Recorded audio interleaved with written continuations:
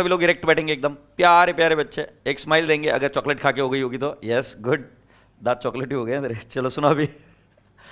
So very warm good afternoon to everyone, and we are starting with what again, investment, and the last part of the investment today. And what do we write down? लिखिए variable, ये question हो गया था ना अपना। हाँ, variable income bearing security, variable income bearing security. इसके example क्या है? इसके एग्जाम्पल क्या है? Yes very good, equity shares. ठीक है, इक्विटी शेयर्स। अभी एक एग्जाम्पल पूछता हूं मैं तुम्हें, तो तुम्हें दूध का दूध पानी का पानी हो जाएगा, वेरी इजी। इक्विटी शेयर्स पर दो प्रकार की इनकम होती है। शेयर्स पर दो प्रकार की इनकम होती है, एक होती है डिविडेंड, डिविडेंड, और दूसरा क्या होता है? Capital appreciation. बराबर ना? कैपिटल एप्रिसिएशन मतलब सस्ते में लिया महंगे में बेच दिया, capital appreciation. So one is capital appreciation and the other one is dividend.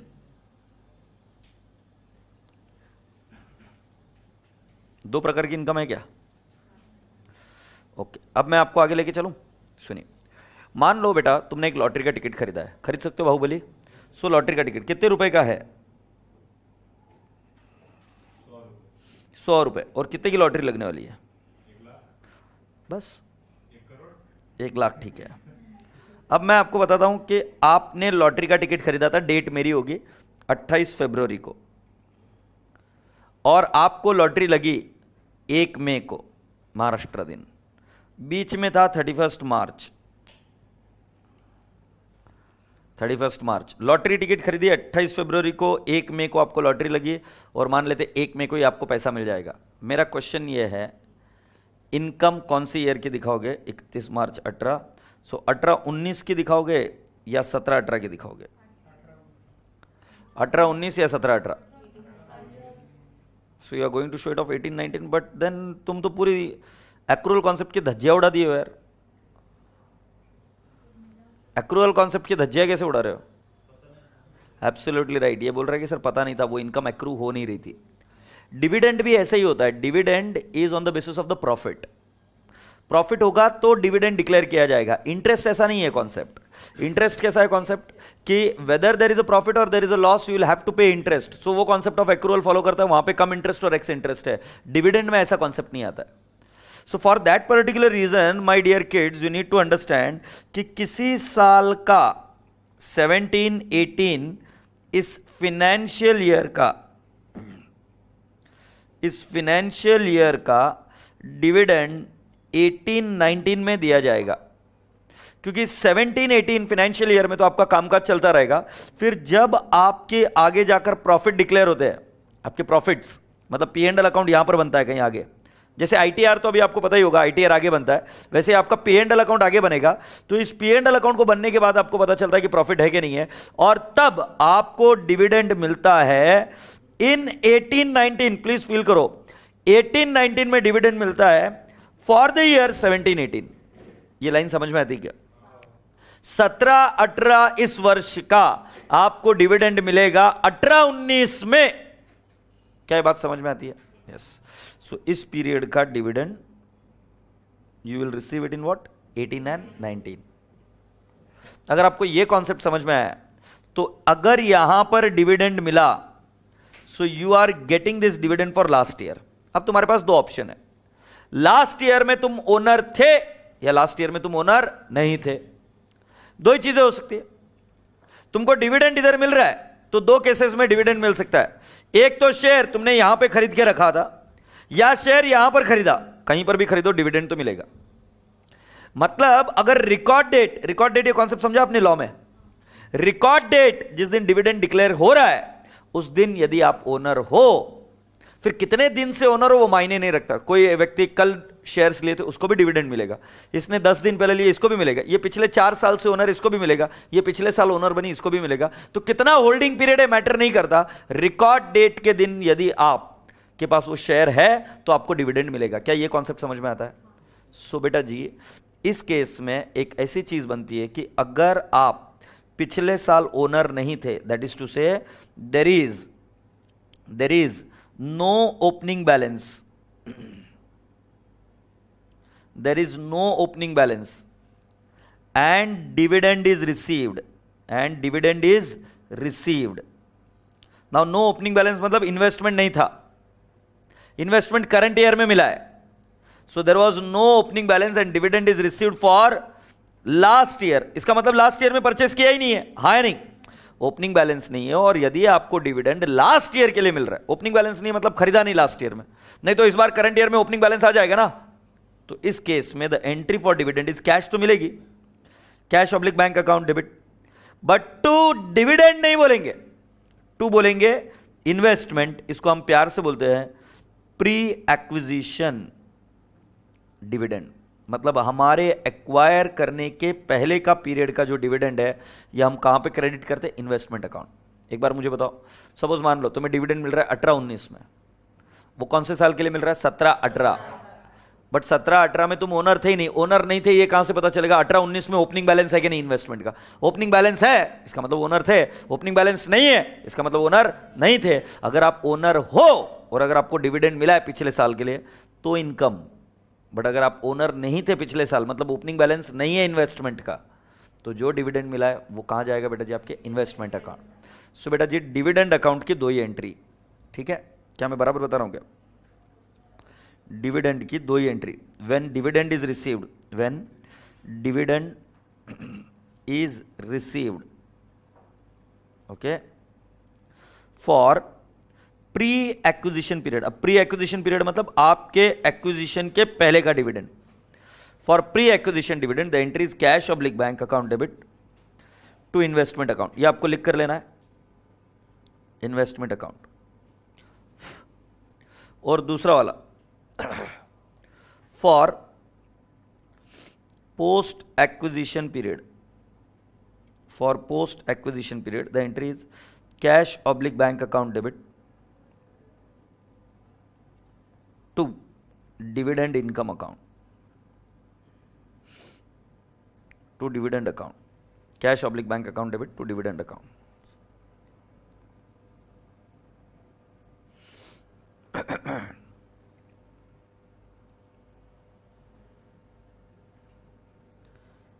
So पहले entry cash oblique bank to investment account और दूसरी entry cash oblique bank to dividend account. Have you understood this?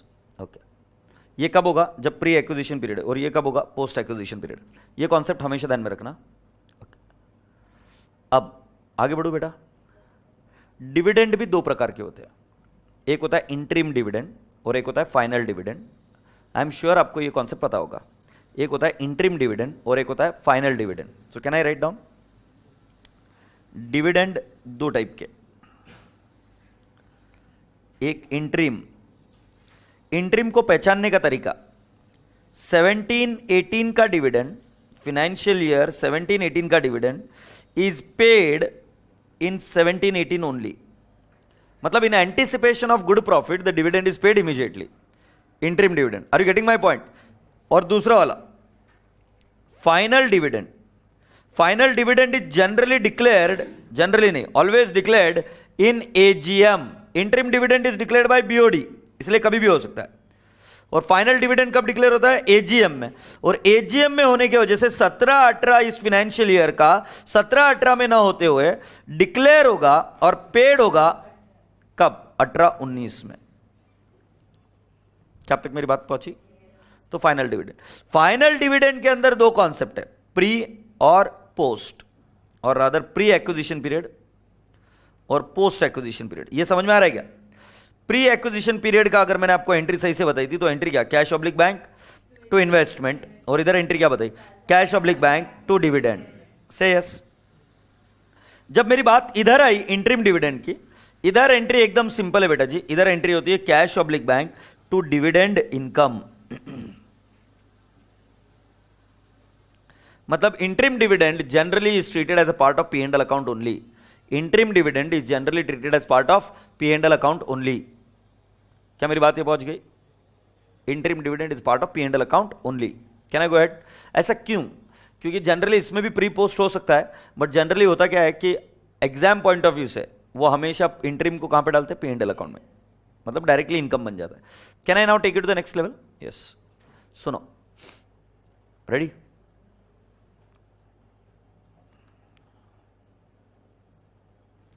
बेटा पिछले साल के लिए dividend दे रहे हैं 17-18 वर्ष year.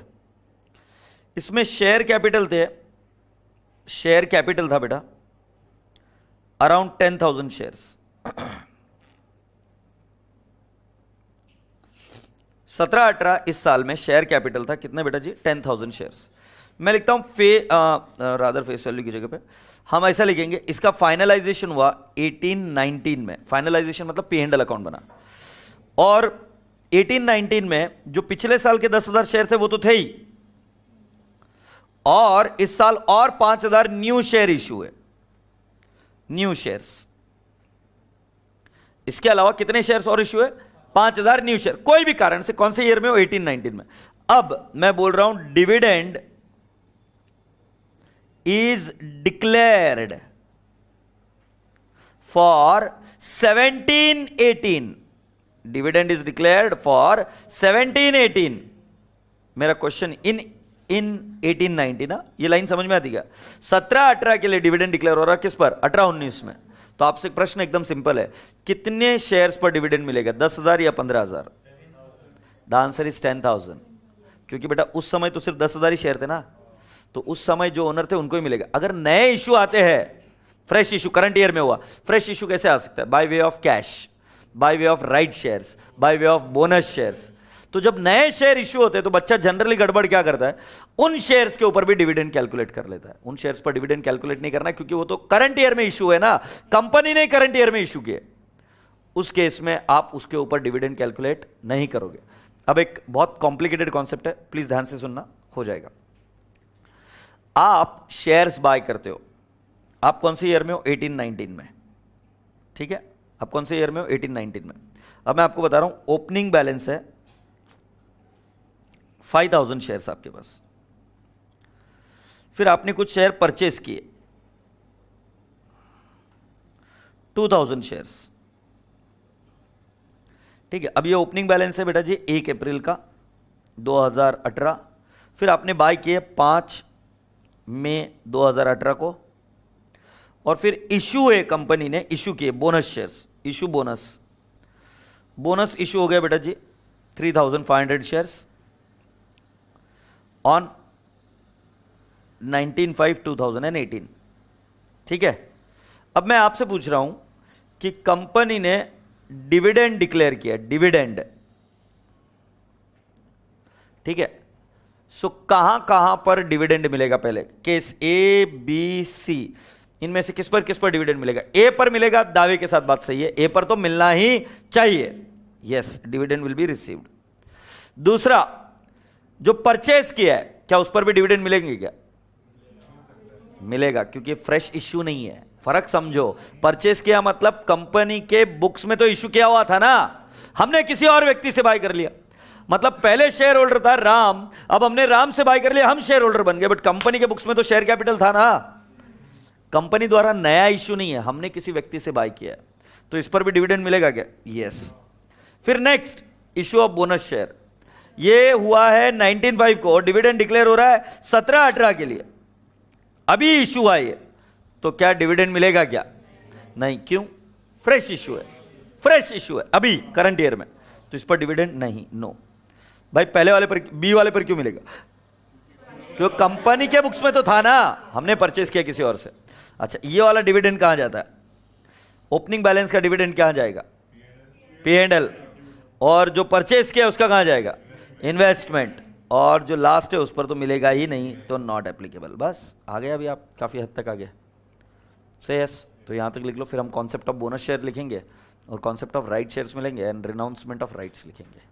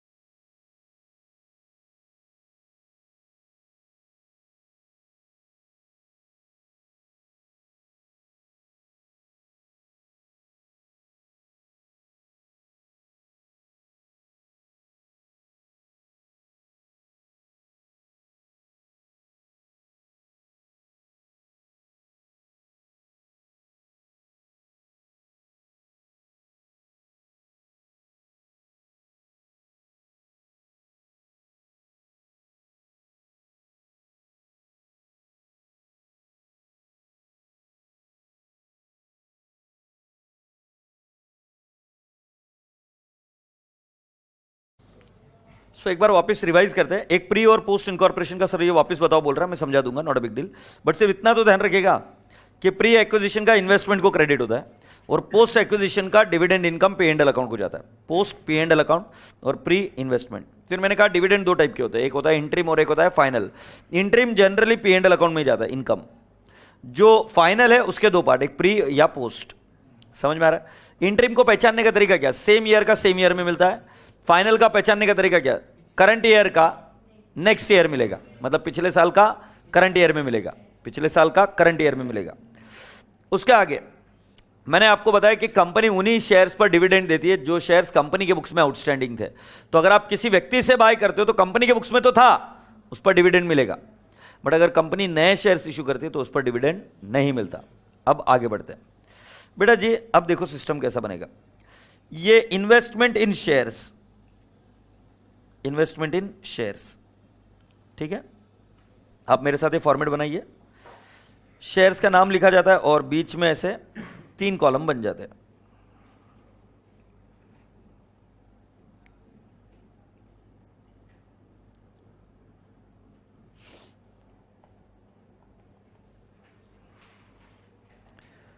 Date, particulars, nominal value, ठीक है, डिविडेंड एंड अमाउंट। मैंने क्या शब्द लिखा है इंटरेस्ट की जगह पे? डिविडेंड। फिर मैं लिखूंगा इधर डेट, पर्टिकुलर्स, फिर नॉमिनल वैल्यू, डिविडेंड और क्या? अमाउंट। तो इधर आएगा डेबिट, इधर आएगा क्रेडिट।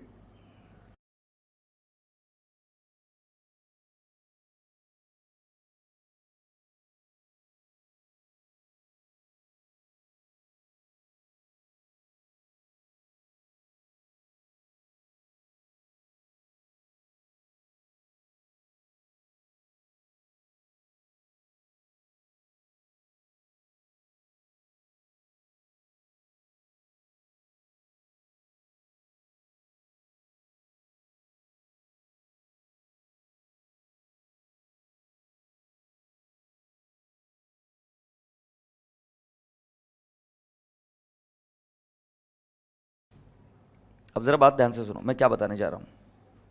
रेडी हो क्या? बेटा जी, जो डेबिट साइड है जब बाय करोगे तब उधर लिखोगे, जो क्रेडिट साइड है जब सेल करोगे तब उधर लिखोगे। मुझे लगता है बॉन्ड्स में भी जब इन्वेस्ट कर रहे थे तब ऐसे ही थे। अब यहां पर मैंने ओपनिंग डेट लिखा 1/4/18, टू बैलेंस ब्रॉट डाउन। मेरे साथ लिख दीजिए टू बैलेंस ब्रॉट डाउन, ठीक है। अब अपने दिल से पूछो, टू बैलेंस ब्रॉट डाउन मतलब ये क्या पिछले साल बाय करके रखा हुआ था? मतलब ये पिछले साल से था। अब तो इसको समझ, इस पर कोई भी डिविडेंड मिलेगा पोस्ट एक्विजिशन मिलेगा, क्योंकि हम ऑलरेडी एक्वायर करे हुए इसको। समझ आ रहा है कि नहीं आ रहा है? अब ये 1/4/18 के पहले का डिविडेंड अगर मिला तो इसके लिए तो पोस्ट ही होगा ना। ये डेट को देखिए, डेट क्या है? 1/4/18। अब इस डेट के आगे तेरे को डिविडेंड मिलेगा कौन से ईयर में? मान लो 18-19 में तेरे को डिविडेंड मिलेगा। ओके, 18-19 में डिविडेंड मिलेगा। 18-19 में मिल रहा है कौन से ईयर का? 17-18। तो 17-18 में तो तुम ओनर थे ना, तो उसके लिए पोस्ट एक्विजिशन। बट नेक्स्ट अगर मैंने लिखा, ध्यान से सुन, 5/4/18 टू कैश ऑब्लिक बैंक, ये क्या किया? परचेस किया है क्या? तो इस पर भी डिविडेंड मिलेगा कि नहीं मिलेगा? मिल सकता है। अगर मिला, ये मिलेगा 18-19 में ही। मतलब पॉसिबली डिविडेंड मिल रहा है 4 अगस्त को, 4 अगस्त को तेरे को डिविडेंड मिल रहा है, तो इस पर भी मिलेगा, इस पर भी मिलेगा। बट जो 5/4 है ये पिछले साल था क्या? नहीं। और 4 अगस्त को तुझे कौन से ईयर के लिए मिल रहा है? 17-18। क्या हम 17-18 में ओनर थे क्या? नहीं। तो इस पर मिलने वाला जो डिविडेंड है ये प्री एक्विजिशन पीरियड का है। मिलेगा जरूर, बट ये प्री एक्विजिशन है। तो जब तुमको इस पर डिविडेंड मिलेगा तब वो कहां पे जाएगा? Investment column. और जो पहले वाले पर मिलेगा वो कहां जाएगा? पे एंड अकाउंट। एक और काम करते हैं, मैं आपको बता रहा हूं, 7/6/18 को मुझे मिला बोनस। बोनस के लिए कैश नहीं लिखते, बोनस के लिए क्या होता है? फ्री में मिलते हैं। सो आप सिर्फ नॉमिनल वैल्यू में लिखोगे अमाउंट कॉलम में निल, क्योंकि बोनस के लिए कोई भी पैसे नहीं देने पड़ते। अब बोनस का मतलब क्या हो रहा है, नए शेयर्स कंपनी ने इश्यू किए, मतलब पिछले साल कंपनी के बुक्स में थे क्या, नहीं, घाई मत करो, पहले सुन लो। फिर 8/8/18 को टू कैश ऑब्लिक बैंक, ये राइट शेयर इश्यू है, राइट शेयर्स इश्यू है, एग्रीड। राइट शेयर्स मतलब कंपनी एग्जिस्टिंग शेयर होल्डर को नए शेयर बाय करने का मौका देती है, हाँ नहीं। अब मैं आपसे पूछ रहा हूं आपके पास शेयर्स कितने हो गए, अगर मैं सही समझ रहा हूं तो आपको 3 डेट के दिन आपने एक्वायर किए थे। देख लीजिए, पहला, तुम लिखने में सार्थकता ढूंढ रहे हो, मैं तुमको बता रहा हूं, 4 बार समझा रहा हूं कि सुन लो, अभी बाद में प्रॉब्लम करते हो फास्ट लिखने का। कॉपी करने में क्या सामर्थ्य है तुम्हारा, कॉपी करने में कोई सामर्थ्य नहीं है, सामर्थ्य है तुम्हारा अगर तुम सॉल्व कर पाओ तो। अभी पूरा फोकस इधर ध्यान पर रहना चाहिए, क्योंकि अभी कॉन्सेप्ट डिस्कस हो रहा है, वो समय नहीं है मेरे पास, फिर बाद में वापस पूछते हो कि सर ये समझा नहीं, होपलेस, सॉरी। ओपनिंग बैलेंस जो है अपना, ओपनिंग बैलेंस है, इस पर भी डिविडेंड मिलेगा, जो परचेस है इस पर भी डिविडेंड मिलेगा, बट जो बोनस है इस पर डिविडेंड मिलेगा क्या, वाई, ये फ्रेश इशू है, कंपनी ने करंट ईयर में इशू किया, डिविडेंड पिछले साल के लिए इशू हो रहा है, तो पिछले साल का इस साल में इशू हो रहा है, मैं मान रहा हूं, बट अगर पिछले साल वो शेयर ही आउटस्टैंडिंग नहीं थे तो क्यों डिवेंचर, क्यों इंटरेस्ट मिलेगा। नेक्स्ट, जो करंट ईयर में राइट शेयर कौन इशू करता है, कंपनी, तो कंपनी के पिछले साल वो शेयर्स आउटस्टैंडिंग थे क्या, नहीं, तो राइट शेयर पर भी डिविडेंड मिलेगा क्या, नहीं। सो बेटा जी, पहला मुद्दा जो आपको घर पर बैठकर सुलझाना होगा वो ये है, किस पर डिविडेंड मिलेगा और किस पर नहीं मिलेगा। अब 2 प्रकार के डिविडेंड है, एक है फाइनल डिविडेंड और एक इंटरिम डिविडेंड। अज्यूम करके चलते हैं कि हमने डिविडेंड मिला हमको, कौन से तारीख को, मैंने लिखा 4/8, थोड़ा सा 14/8 कर दूं क्या, तो इजी हो जाएगा 8/8 के बाद। सो 14/8 को डिविडेंड मिलेगा बाय कैश ऑब्लिक बैंक, है नहीं। इस पर मिलने वाला डिविडेंड, फेस वैल्यू पर मिलने वाला डिविडेंड, ये जाएगा इस कॉलम में, और इसके ऊपर मिलने वाला डिविडेंड इस पर भी मिलेगा, ये जाएगा अमाउंट कॉलम में। तुमने ये एंट्री की थी cash oblique bank to investment, तो अमाउंट कॉलम को क्रेडिट हो गया, समझ में आ रहा है कि नहीं आ रहा है। और इनके ऊपर नो डिविडेंड, क्या मेरी बात समझ में आती है क्या, यस। सो और एक चीज मैं आपको समझा दूं कि जब भी बोनस लिखोगे तो कोई पैसा नहीं देना है, तो इधर क्या लिखोगे, निल। और जब राइट शेयर खरीदते हो तो राइट शेयर्स में क्या होता है, आप कंपनी को पैसा देते हो और खरीदते हो, तो उसमें एंट्री क्या होती है, investment to cash oblique bank. Have you all understood. अब राइट शेयर्स में और एक कॉन्सेप्ट होता है, renouncement of right, which I teach you, but इसके अलावा अब इसमें ज्यादा कोई लफड़ा वाला काम नहीं है। अब इतनी सी बात सुन लो, वैक निकालना सिखाया क्या आपको, वैक निकालने में ऐसे बॉक्सेस बनाए थे, फिर उधर कॉस्ट लिख रहे थे, हाँ नहीं, फिर उधर क्या लिखते थे, क्यू और पी, याद है कि नहीं, हर बार वहां पर क्या लिखते थे, एक्स इंटरेस्ट प्राइस। इधर छोटा सा एडजस्टमेंट इधर भी है, जब तुम इधर कॉस्ट लिखोगे, पहले वाले की तो कॉस्ट ये रही, प्लीज सुनते रहो कान खोलकर, पहले वाले की तो कॉस्ट ये है, ए पहले वाले की कॉस्ट है, दूसरे वाले की कॉस्ट ये नहीं है, उसकी कॉस्ट है बी माइनस सी, ये बी है और ये सी है, क्यों, क्योंकि इस पर मिला जो डिविडेंड वो हमने कहां पर लिखा, इन्वेस्टमेंट कॉलम के क्रेडिट में ना, तो बेटा जी उसकी कॉस्ट ये सिर्फ बी नहीं है, ये गुगली आती है। वैक निकालते वक्त आपको ध्यान रखना है कि जो कॉस्ट है, जो करंट ईयर में बाय किया है, और अगर उसके लिए प्री एक्विजिशन डिविडेंड मिला है, तो जाहिर सी बात हमने उसको कॉस्ट को क्रेडिट कर दिया था, हाँ या ना। एंट्री क्या थी, cash oblique bank to investment, it is reduction of the cost of investment, समझ में आ रहा है। सो प्री एक्विजिशन डिविडेंड मिला तो कौन से कॉलम में लिखते हो, कॉस्ट। ध्यान में रखना, खड़खड़ खड़खड़ खड़खड़, ध्यान में रखना, खड़खड़ खड़खड़ खड़खड़, क्या कि इन्वेस्टमेंट की कॉस्ट कम हो रही है और उसका इंपैक्ट वैक में भी आएगा। वैक निकाल तक मैं समझाऊंगा, अभी तो सिर्फ थ्योरी देख रहे हैं हम। डन, लिख लो, कहां पे खड़खड़ खड़खड़ खड़खड़ खड़खड़ खड़खड़ खड़खड़ खड़खड़ होगा, अगर प्री एक्विजिशन डिविडेंड रहा तो वो किधर क्रेडिट होता है, इन्वेस्टमेंट कॉलम।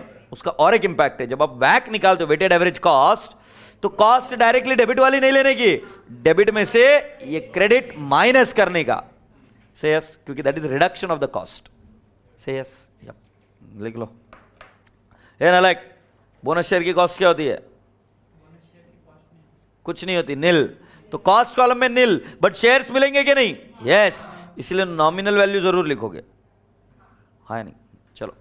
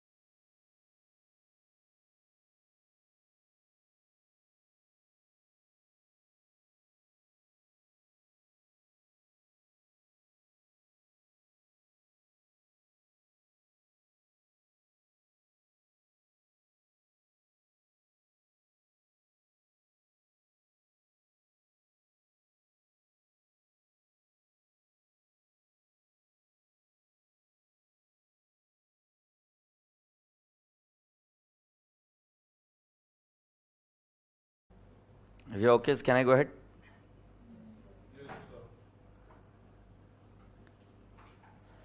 अब नेक्स्ट लिखते हैं राइट।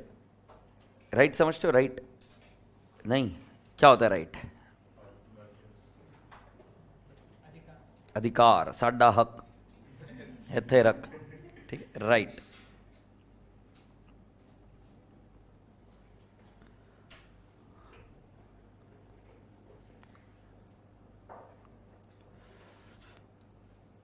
सुन भाई, तेरे पास क्या क्या हक है, क्या क्या राइट है तेरे पास? वोटिंग राइट्स, ओके, जोरदार है। मान लेते तू कमीना निकला, मान लेते, मान सकते हैं, हाँ। और तूने तेरा वोटिंग राइट बेच दिया, सपोज मान ले बेच दिया, और एक पॉलिटिकल पार्टी जो खरीदना चाहती है, तो तू कुछ पैसे लेगा कि नहीं लेगा? लूंगा, हाँ। तो मुझे बता, उस राइट को तूने बेचा, बस उस राइट का तेरे लिए कुछ खर्चा है? नहीं, बट तू बेच रहा है, तो तुझे कुछ आएगा? क्या आएगा? पैसा, कैश आएगा ना इसके पास।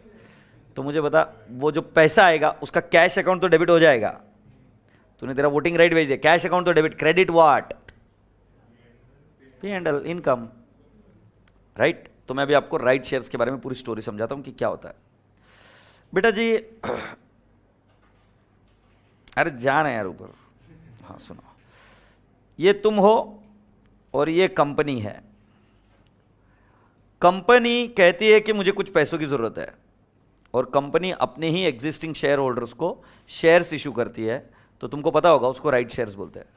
सो बाजार में उस शेयर की कीमत है 150 रुपए, बट कंपनी अपने ही एग्जिस्टिंग शेयर होल्डर को बोलती है कि तुम अगर खरीदते हो तो 135 रुपीज में मिल जाएगा।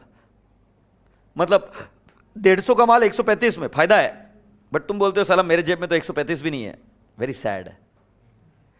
और 150 का माल 135 में मिल रहा है। ऐसा नहीं होता तुम्हारे पास कभी कभी कि माल सस्ता मिल रहा होता है 150 का माल 135 में, बट साला 135 भी नहीं है। एग्रीड? तो तुम क्या करते हो, किसी और एक बकरे को पकड़ते हो, ये बकरा है, ठीक है, और ये तुम हो।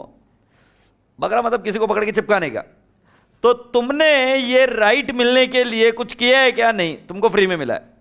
बट तुम क्या करते हो, इस बकरे को पकड़ के इसको चिपका देते हो, उसको बोलते देख सुन, बाजार में जाएगा तो तुझे मिलेगा कितने में? 150, बट मेरे से लेगा तो 135 में मिलेगा, है नहीं? तो बोलता है तो एक काम कर, मेरे को 5 रुपए दे दे। तुम मेरे को 5 रुपए देगा और उधर कंपनी को 135 देगा, तेरे लिए कॉस्ट कितनी है? 140। सो बकरे के लिए एंट्री हुई इन्वेस्टमेंट टू कैश 150, सॉरी 140 से यस। इस तुम के लिए एंट्री क्या हुई? Cash oblique bank to P&L account या टू राइट, कितना आएगा? 5 और 5 हे कड़तेगा, और ये राइट कहां चला जाएगा? P&L अकाउंट से यस। कंपनी की बुक्स में एंट्री क्या होगी? कैश ऑब्लिक बैंक 135, क्योंकि कंपनी को तो 135 मिल रहा है, to equity share capital face value to securities premium. अरे समझ में आ रहा है क्या? तो हमें एंट्री इसके बुक्स में कराई जाती है। तो आपको पहली चीज क्या समझना है कि जब आप अपने हक को बेच देते हो, आप अपने राइट को बेच दो, राइट शेयर नहीं, राइट को बेच रहे हो। जब आप अपने राइट को बेच देते हो, तब क्या उस राइट की जो आने वाली इनकम है वो कहां जाती है? P&L account. बट बहुत मजा आती है एग्जामिनर को, बहुत मजा आती है तुम्हारी जान लेने में। एक एक्सेप्शन है उसको, एक क्या है? एक्सेप्शन।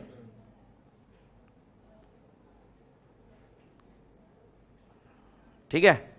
तो मैं एक पूछता हूं, तुम्हारी वैल्यू कितनी है? तुम्हारी हाँ, तुम बेच रहे थे ना तुम्हारा वोटिंग शेयर, तुम्हारी वैल्यू कितनी है? हाँ ऐसे ही, तुम्हारी वैल्यू कितनी है? 100 रुपए के सेट है अपने, 100 रुपए के सेट है। अरे सुन रहे हो क्या तुम? अरे प्लीज यार, ऐसे समझा सकता हूं, सुनो। 100 रुपए के सेट है, और ये 100 रुपए के सेट ने राइट बेच दिया। किसका? वोटिंग राइट बेच दिया। वोटिंग राइट बेचा और 3 रुपए मिले, पता नहीं क्या किया 3 रुपए का, आई डोंट नो। 100 रुपए के सेट है, सेठ ने अपना वोटिंग राइट बेच दिया, कितने रुपए में? 3 रुपए में। और जैसे ही बेचा, ये गिरे हुए इंसान हो गए, और गिरे हुए इंसान की रेट गिर गई, और और ये अभी बन गया 55 का, मतलब राइट बेचा and immediately after becoming ex right, तो इसकी अगर वैल्यू कम होती है तो जो राइट का पैसा आया वो P&L की जगह पे इन्वेस्टमेंट को क्रेडिट होता है। ये मैं समझा दूंगा, पहले मैं तुम्हें क्या समझा रहा हूं। इसने राइट बेचा, अपना एक हक बेच दिया। हक बेचने के बाद इनकी खुद की वैल्यू कम हो गई, इनकी खुद की वैल्यू कम हो गई, मतलब जो राइट बेचा ना, that was not profit, that was reduction in the cost of investment. But इसमें कुछ बहुत स्ट्रिक्ट कंडीशन है और बहुत रेयरली आएगा, बस मॉड्यूल में कॉन्सेप्ट है इसलिए समझा रहा हूं, ठीक है। ये एग्जांपल को भूल जाओ, बस इतना समझाना। आदमी ने वोटिंग राइट बेच दिया तो आदमी गिरा हुआ हो गया और उसकी वैल्यू और कम हो गई, तो करना नहीं है ऐसा, समझा? हाँ, तो अगर ऐसा कम हो गई उसकी वैल्यू तो उसका अकाउंटिंग ट्रीटमेंट देखते हैं।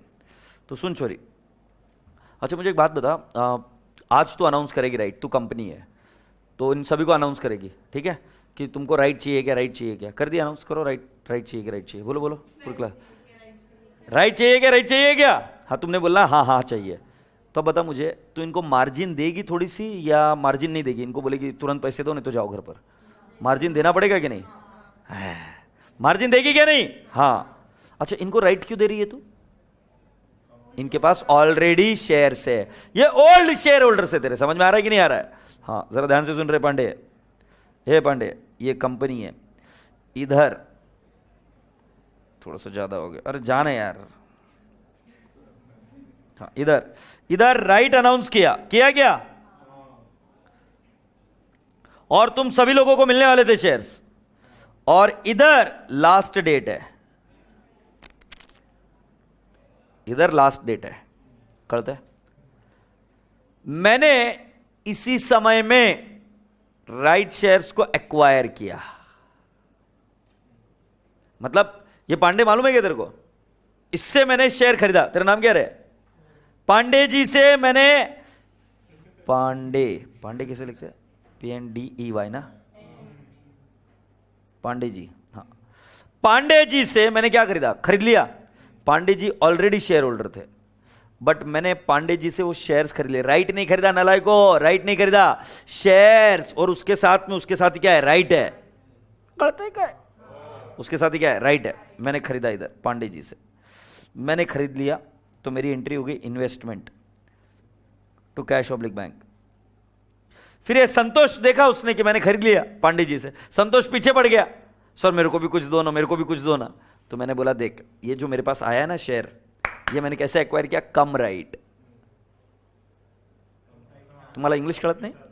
कम राइट क्यों? जब मैंने इससे एक्वायर किया तो पीरियड तो इतना है ना भाई राइट का, इतने पीरियड तक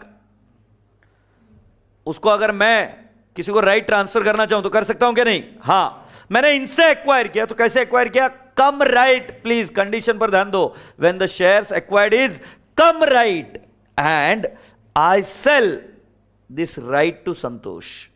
मतलब मैंने जो एक्वायर किया था उसमें शेयर भी है और मेरे पास राइट भी है, और उसमें से मैं राइट निकालता हूं, मेरा हक निकालता हूं, और वह हक संतोष को बेच देता हूं, मुझे कुछ कैश मिलती है।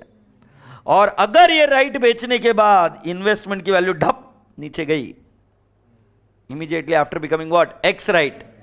एक्स राइट होने के बाद अगर शेयर की प्राइस नीचे गिर गई तो एंट्री होती है cash oblique bank to investment, और अगर वैल्यू नीचे नहीं गिरी तो एंट्री होती है cash oblique bank to P&L account. सरकार सुन लो ना, मैं क्या दो इजी स्टेप बता रहा हूं। पहले 90% केसेस में क्या करोगे सुन लो, 90% मतलब नहीं समझा तो यही करके आना एग्जाम में। राइट बेचे, entry cash oblique bank to P&L account 90% में। बट अगर ऐसा हुआ when I acquired it was cum right, cum right का मतलब समझ में आया? जब एक्वायर किया था तब कैसा था? Cum right, and right are sold and immediately after becoming ex right the price drops, credited to investment account. Very rarely, 10% cases में भी नहीं होगा ऐसा एग्जाम पॉइंट ऑफ व्यू, क्योंकि उसमें क्या होता है कि एक्वायर और सेल इसी विंडो में करना होगा, एक आध महीने की विंडो होगी, इसी में राइट शेयर एक्वायर करो, एक्वायर करके उसमें से राइट को बेच दो। तो यहां पर एक्विजिशन कैसा होगा? कम राइट बेसिस, जिसमें आप सिर्फ शेयर एक्वायर नहीं कर रहे हो, शेयर के साथ साथ और क्या बाय कर रहे हो? राइट। जैसे तुम कभी गए हो क्या, ये हाँ बॉर्नविटा खरीदा है, हाँ या नहीं, और बॉर्नविटा के साथ एक टूथब्रश फ्री है, तो तुम बॉर्नविटा को खरीद के लेके आए, अलॉन्ग विथ टूथब्रश, और उसमें से टूथब्रश को निकालकर बेच दिया, और उसके बाद में अगर बॉर्नविटा की प्राइस ड्रॉप हो गई, सो टूथब्रश का sale you have to credit it to the Bournvita. Shit sir, कितना बोलते हो सर आप, ऐसा कौन करता है? समझाओ समझाओ समझाओ समझाओ। गुड, ये है बॉर्नविटा, इसके साथ है ये टूथब्रश, ठीक है, मैं पहले लिख दूं, ये बॉर्नविटा और ये टूथब्रश, ठीक है, नहीं प्लीज है, ठीक है। अब मैं क्या बोल रहा हूं, तुमने एंट्री क्या की, Bournvita to cash public bank, है नहीं, लिख देंगे 150, मतलब Bournvita is acquired cum toothbrush. हाँ, फिर बाद में तुम कमीने ने टूथब्रश को बेच दिया, cash public bank to P&L लिखोगे या सिर्फ बॉर्नविटा लिखोगे, इट विल डिपेंड अपॉन। ये बेचने के बाद बॉर्नविटा की रेट अगर फॉल हो रही है तो टू बॉर्नविटा, और अगर फॉल नहीं हो रही है तो अकाउंट। और ये कैसे पता चलेगा फॉल हो रही है कि नहीं हो रही? मार्केट में जाने का और पूछने का बॉर्नविटा कितने में है, तो वो बोलेगा कि सर 145 में। ओ शिट, आई तो बॉट इट एट 150। तो तुमने 150 में बाई किया था, अभी कितने में मिल रहा है? 145 में। इसका मतलब जैसे ही वो एक्स राइट हुआ, बॉर्नविटा की प्राइस ड्रॉप हो गई। एक्स टूथब्रश हुआ, प्राइस ड्रॉप हो गई। और करता है गाय, नहीं तो भी वो 10% केस में, बाकी छोड़ो यार, मुझे याद नहीं आ रहा, कुछ चीजें बता दो। बोनस शेअर की कॉस्ट बता रहे छोड़ी जल्दी से, फ्री ऑफ कॉस्ट। आणि तू बशी घ्या गावभर नाचत फिरा बाळा, थांबायचंच नाही बिल्कुल। बोनस की कॉस्ट बताओ। अंडा बोल रहा था क्या तू? अच्छा थोड़ा शर्ट मुझे लगा, तो बोलना बराबर से इंग्लिश में। हाँ, बॉर्नविटा की कॉस्ट, बॉर्नविटा क्या, हाँ, किसकी कॉस्ट देख रहे हैं हम? बोनस की कॉस्ट कितनी है? 0। अच्छा, डिविडेंड कितने टाइप के होते हैं? 3 कौन से? बता मुझे, 3 कौन से? 3 कौन से बताना, कितने टाइप के? 2। पहला वाला कौन सा? इंटरिम और final. Interim generally will go to P&L account. Final dividend के 2 ट्रीटमेंट, क्या? Pre and post. प्री में कब जाएगा? When it is pre acquisition रहा तो वो कहां पे जाएगा? Investment. And when it is related to what? Post period तो कहां जाएगा? P&L account. ये गुड़गुड़ गुड़गुड़ हो रहा है क्या? खड़खड़ खड़खड़ खड़खड़ हो रहा है क्या? किस केस में खड़खड़ होता है? प्री एक्विजिशन डिविडेंड रहा तो उसका वैक कैलकुलेट करते वक्त भी ध्यान रखना पड़ेगा, कॉस्ट को क्या करना पड़ेगा? कम। से यस। और ये आपको किससे पता चलेगा? When you see this investment account आपको पता चल जाएगा। Say yes, clear? Lovely people, you are now requested to come down to the question number 3rd। आइए, आपका इंतजार था। क्वेश्चन नंबर 3rd के पास। मैं बोला क्या बोला तू, और तू कैसा बोलता है रे? मैं कंफ्यूज हो गया ना।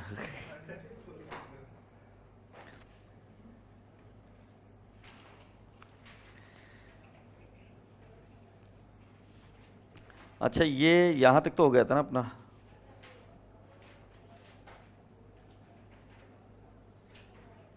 ये मैंने ये चीजें समझाई थी क्या? Point number 9, dividend relating to shares does not follow the concept of accrual. तो इधर एंट्री होती है cash public bank to what? Dividend. और ये कब मिलता है? इधर एजीएम होती है, शेयर्स इधर थे, तो इससे ताल्लुकात रखने वाला डिविडेंड भी इसी साल में मिलता है। बट अगर आपके पास ओपनिंग बैलेंस था तो वो जाएगा P&L अकाउंट। बट अगर आपके पास ओपनिंग बैलेंस नहीं, शेयर्स भी इधर ही परचेस किए और डिविडेंड भी इधर ही मिला, और ये डिविडेंड कौन से ईयर के लिए मिल रहा है? इस साल के लिए। हाँ नहीं, देखो इधर कौन सा है? Dividend declared for 16-17, then the entry is what? Cash public bank to investment. Say yes. So पहली entry investment to cash public bank, फिर जब डिविडेंड मिला तो cash public bank to dividend. अगर वो पोस्ट एक्विजिशन पीरियड का है, अगर वो प्री एक्विजिशन पीरियड का है तो क्या आएगा? Cash public bank to investment. इधर क्या होता है? गड़गड़ गड़गड़ खड़गड़ खड़गड़, याद आ रहा है ना? उससे क्या समझ में आएगा? वैक पर भी इंपैक्ट आता है। आगे बढ़ते हैं। बोनस शेयर का कॉस्ट कितना है? नील। राइट शेयर्स में बताऊंगा, अभी राइट शेयर्स में बताऊंगा। बस खत्म हो गया। क्वेश्चन नंबर 3 पे आ जाओ। राइट शेयर्स का accounting directly along with the question, will see it. Are you ready? 1 अप्रैल 2009 की बात थी बेटा। XY limited has 15,000। हैज का मीनिंग क्या है? ओपनिंग बैलेंस, हाँ या नहीं? इसका मतलब अगर इसके ऊपर मिला डिविडेंड, किधर जाएगा? डिविडेंड कॉलम में या P&L, ठीक है? took at a book value of 15 per share, face value 10 per share. On 1st June 2009, XY Limited acquired 5,000 shares of ABC Limited for rupees 1 lakh. ये करंट ईयर में bye किया है क्या? हाँ। ABC limited announced bonus and right issue. Bonus की cost कितनी है? 0। Bonus was declared at the rate of 1 equity share for every 5 shares held on 1 जुलाई 2009। 1 जुलाई 2009 के दिन आपके पास जितने शेयर्स थे मोहतरमा, उसके ऊपर आपको क्या मिलेगा? बोनस। ये सेकंड हुआ। Second, right shares are to be issued to existing shareholder on 1st September 2009. The company will issue 1 right share for every 6 share at 20% premium. एक राइट शेयर मिलेगा फॉर एवरी 6, और कितने रुपए में मिलेगा? 10 रुपए का शेयर था तो 20 रुपीज प्रीमियम में 12 रुपए में मिलेगा। है नहीं? No dividend was payable on this shares. इन पर कोई डिविडेंड पेएबल नहीं था। अरे ये तो उसकी तुम्हारे पर कृपा है इसलिए बोल रहा है, वो ना भी बोले तो तुम्हारा कॉमन सेंस लगना चाहिए। इस पर डिविडेंड कैसे मिलेगा? ये तो करंट ईयर में इश्यू हो रहा है ना, डिविडेंड मिल रहा है पिछले साल के लिए, तो पिछले साल जितने आउटस्टैंडिंग थे उसी पर तो मिलेगा ना डिविडेंड। हाँ। फिर dividend for the year ended 31 March 2009 were declared by ABC limited at 20% which was received by XY limited on 31 October 2009. XY limited took up half of the right issue, sold remaining right for 8 per share, sold half of its shareholding on 1st Jan 2010 at 16.5 per share, brokerage being 1%. You are required to prepare investment account. Happy? So क्या हम investment account बनाना शुरू करेंगे क्या? ठीक है, हवन करेंगे, हवन करेंगे। पहले एक नोट लिखो, सीक्वेंस ऑफ द ट्रांजैक्शन।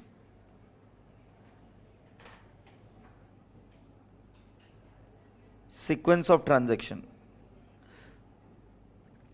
कुछ लगता है सीक्वेंस ऑफ ट्रांजैक्शन में कुछ आएगा?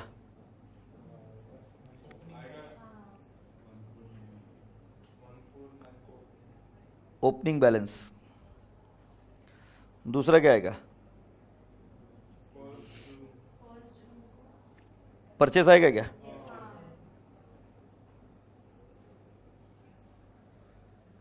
कौन सी तारीख बेटा? ओपनिंग बैलेंस में डेट लिखना भूल गया अर्शद।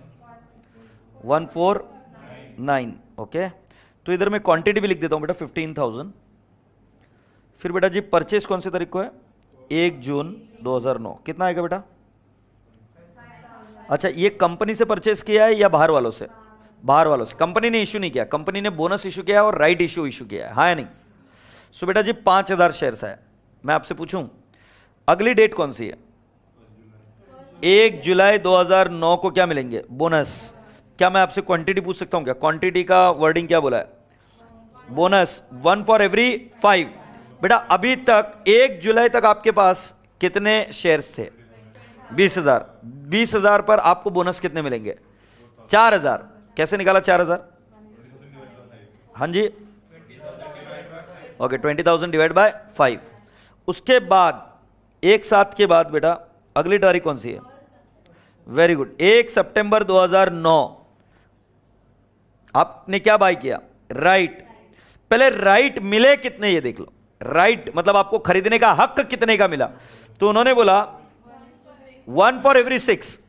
गुड़िया अभी तक कितने शेयर्स हो गए तुम्हारे पास? 24,000। 24,000 डिवाइड बाय 6, 4,000 राइट मिले। बट क्या आपने पूरे खरीदे या कुछ बेचे? कुछ बेचे क्या? सो बेटा जी राइट बाय किए 2,000, राइट रिनाउंस्ड। रिनाउंस्ड का मतलब समझ में आ रहा है? खरीदा ही नहीं हमने, 2,000 बेच दिए। से यस, खरीदा तो तुमने 2,000 ही है। ओके, उसके बाद में डिविडेंड कब आया? डिविडेंड आपको मिल रहा है मेरे हिसाब से 31 अक्टूबर 2009। बट बेटा 31 अक्टूबर को भी डिविडेंड मिल रहा है, बट कौन से साल के लिए मिल रहा है? करंट ईयर या last year? Last year. Check कर लो बेटा डेट, लास्ट ईयर के लिए मिल रहा है कि नहीं? सो बेटा जी ये डिविडेंड किस पर मिलेगा? ओपनिंग पर मिलेगा क्या? बेटा जो परचेस किया करंट ईयर पर मिलेगा क्या? बेटा जो बोनस मिले उस पर मिलेगा क्या? No dividend. अच्छा राइट पर मिलेंगे क्या? नहीं। रिनाउंस पर तो शेयर बाई ही नहीं किए। अब इसमें से ये कहां जाएगा? पहला वाला डिविडेंड P&L अकाउंट या डिविडेंड, दूसरा वाला इन्वेस्टमेंट। थतड़ थतड़ थतड़ याद आ रहा है कि धड़ धड़ धड़ धड़ धड़, हाँ वो वाला है वो। वैक, इस पर तो आएगा ही नहीं, तो एप्लीकेबल है ही नहीं। अच्छा, अभी जो मैंने आपको बताया था ना, अब सुनो ना, कुछ बच्चे कंफ्यूज ना हो इसलिए बता रहा हूं। मैंने ऐसा कुछ बोला था कि अगर शेयर्स खरीदे गए cum right and immediately after becoming ex right, if the price drops, then you should sell off right, you should credit it to investment. तो मैं आपको इस प्रॉब्लम के थ्रू समझाता हूं कि वो कितना ज्यादा मुश्किल है ऐसा होना सब कुछ। इस प्रॉब्लम में वो सेटिस्फाई नहीं हुआ, क्योंकि मैं आपसे पूछता हूं राइट शेयर कब अनाउंस हुए? 1 सितंबर को? 1 सितंबर को नहीं, ठीक है, अभी वो अपने पास डेट नहीं। अब 1 सितंबर को अनाउंस हुआ, एक एग्जांपल। उसके बाद इसकी डेट दी फाइनल 30 सितंबर 2009। इसी दौरान अगर बाय किए हमने शेयर्स, तो कैसे बाय होंगे? वो कम राइट के साथ बाय किए और फिर सेल कर दिए, सोल्ड राइट, और अगर प्राइस ड्रॉप हुई तब जाके वो कॉन्सेप्ट अप्लाई होगा। इसलिए मैंने बोला बहुत रेयर है। एक्वायर कम राइट मतलब एक्वायर भी करना है इसी पीरियड में, अपना एक्वायर इसी पीरियड में है ही नहीं, अपने एक्वायर कभी 1/6 को और 1/4 को, तब कम राइट बेसिस पर बाय नहीं किया। कम राइट मतलब क्या कि कंपनी ने अनाउंस कर दिया राइट मिलने वाले, तो भी स्टॉक मार्केट में तो ट्रेडिंग चालू होती है ना, चालू ही रहती है। तुमने बाय कर लिया राइट अनाउंस करने के बाद, और उसके बाद में उस राइट को बेच दिया, और immediately after ex right if the price drops then it will be credited to what? Investment account. तो बेटा बहुत रेयर सिनारियो है ये वाला, तुमको सिर्फ समझा रहा हूं कि अगर उसको ड्रॉप भी कर दो आप, अपना तो रिवीजन लेक्चर चलो, उसको ड्रॉप भी कर दो, स्टिल इट इज ओके, ये वाला कॉन्सेप्ट को, ताकि मैं नहीं चाहता कि आप कहीं गड़बड़ करें। इस केस में right will be credited to P&L account only. Say yes, क्योंकि कम राइट एक्वायर करे तब के आगे की स्टोरी ना, हमारे यहां पर तो कम राइट के बेसिस पर एक्वायर किया ही नहीं है। राइट डिक्लेयर करने के बाद हमने कोई प्लेन शेयर्स खरीदे क्या? नहीं। से yes. So boys and girls, let's start with the answer. अच्छा, 31 अक्टूबर 2009 को क्या डिविडेंड मिलेगा, उसके बारे में मैंने पूरी बात बताई। उसके बाद में बेटा आपने शेयर्स भी बेचे, कौन से तारीख को शेयर्स बेचे?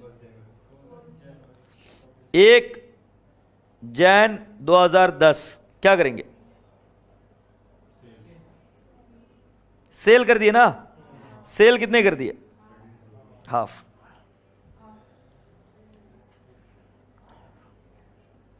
Shall I start? Okay, so write down in the books of XY Limited,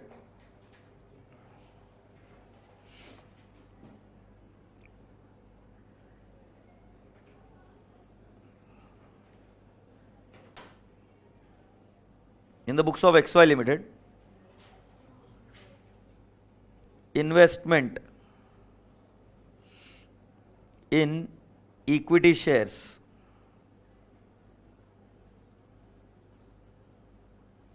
ABC Limited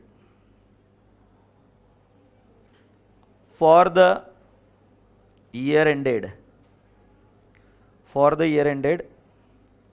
31st March 12। सही है। अब आप कॉलम बनाएंगे इसके 3, और इधर आएगा डेट,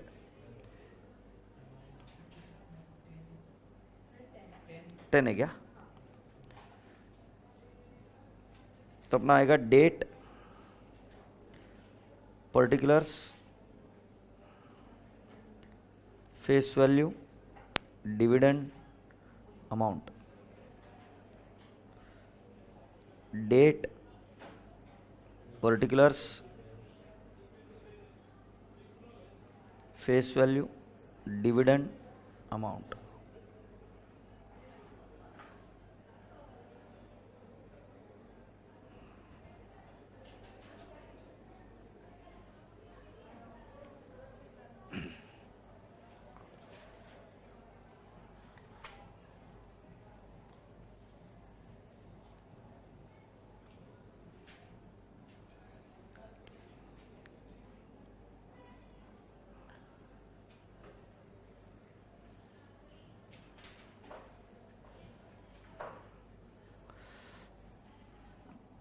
बताओ अभी पहला क्या है?